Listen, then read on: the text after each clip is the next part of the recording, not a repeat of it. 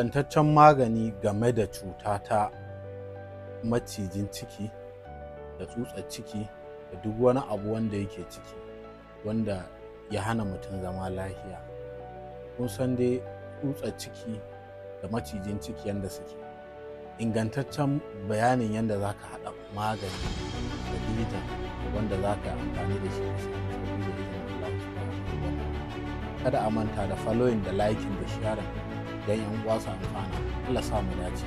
Abin da zaka nema alaji shine zaka je ka nemi kaltufa, sannan zaka je ka nemi man habba black seed oil, nisan samu ne kamfanin imani da yana da kaltufa cokali ruwan